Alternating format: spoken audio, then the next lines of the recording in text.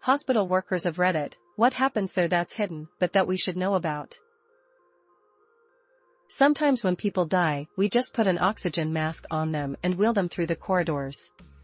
Less distressing for other patients and visitors to think they are asleep rather than see a body with a sheet over it. An ambulance ride is not a one-way ticket to the front of the line. You still get triaged and could be rolled right to the waiting room if you're non-emergent. The hospital I work at has these big square covers.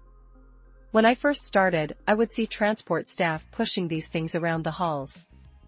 I thought they were food trays, or large boxes of hospital equipment. Turns out it's a structured bed cover, so when they are transporting a deceased patient to the morgue, it doesn't look like a person under a sheet.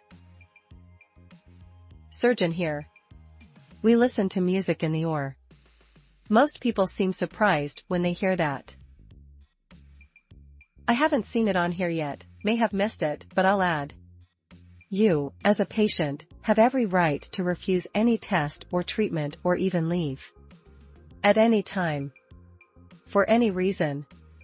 Unless a harm to self or others, that's different, at least in the US. Added bonus you should know, leaving against medical advice does not mean insurance will not pay for the care you've received.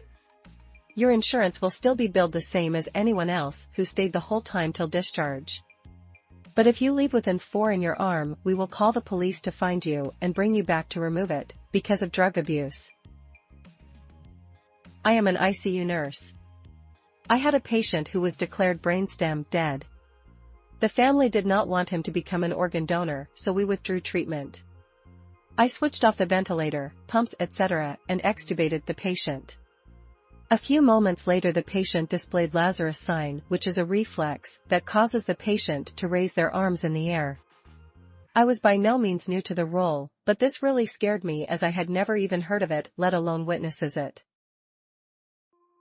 I got a fast bleep, i.e. drop everything you're doing and attend this emergency, please, one night to a side room on the ward to find no patient in the bed. Was just about to leave the room and go back out to the nurse's station, where there had been a bit of a hubbub when I dashed past the first time, when something caught my eye. Looked up to see a face with wide, slightly wild, psych eyes, peering down at me from a gap in the ceiling tiles. She was a lady waiting for a bed in the psych hospital, who'd clearly thought the ceiling was the best place to hide from the people trying to poison her. Honestly, can't think of another occasion that I've been quite so terrified. Worst thing was that I had to walk, back out underneath her to get help from the nurses and security to get her down.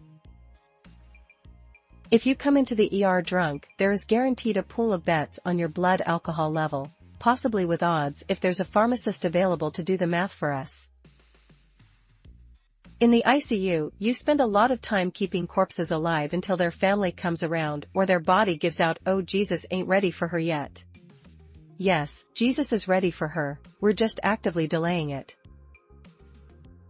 You are doing your 90-year-old grandmother a great disservice by making her a full code. She will not survive CPR and her death will be significantly more traumatic because of it. Some families reject death so much, they beg the doctors and nursing staff to do life-saving measures on their 95-year-old grandma who has cancer everywhere and is begging for death. It's just unacceptable. That patient families will do anything to keep the patient alive for their own comfort instead of abiding by the doctor's orders.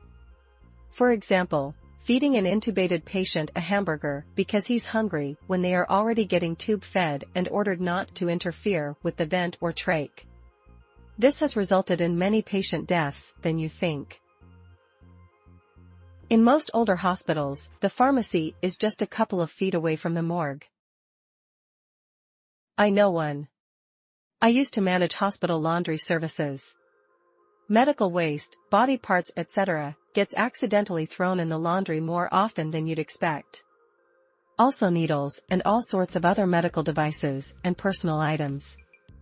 Once we even had a deceased fetus come through to the sorting facility. If you sit there on your phone the whole time the mother of your child is in labor, such that a nurse has to step in and fulfill the supportive role instead, yeah, everyone knows and you're getting judged by the whole unit.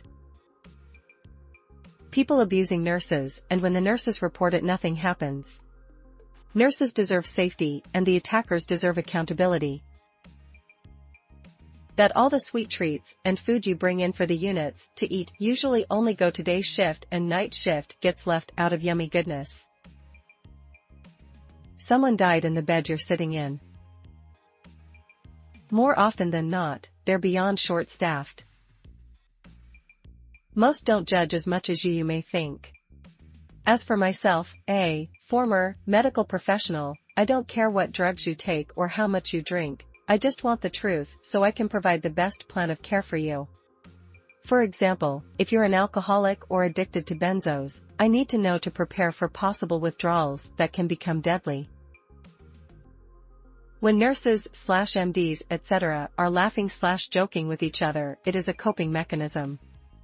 We aren't trying to be rude, we are compartmentalizing the trauma that we see all day every day.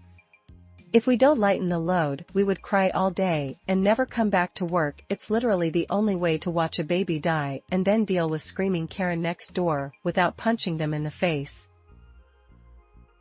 The nurses have no control over your food trays.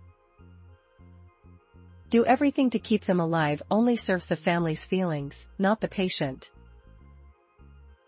In the US, insurance companies are buying up doctor practices, urgent care centers, minute clinics, surgery centers, and pharmacies.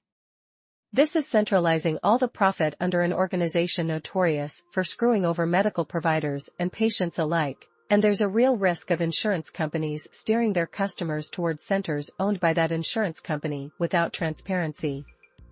Hospitals are corrupt enough, but imagine receiving care at one owned by United Health. Most hospitals are dangerously understaffed and cut from very important areas, such as cleaners. So take that information and do with it as you will. Nurses can be forced, mandated, to work 16-hour shifts if there's no other coverage. Many hospitals are understaffed. Dead bodies are moved to the morgue in special stretchers. You can't see the person at all. It just looks like an empty stretcher.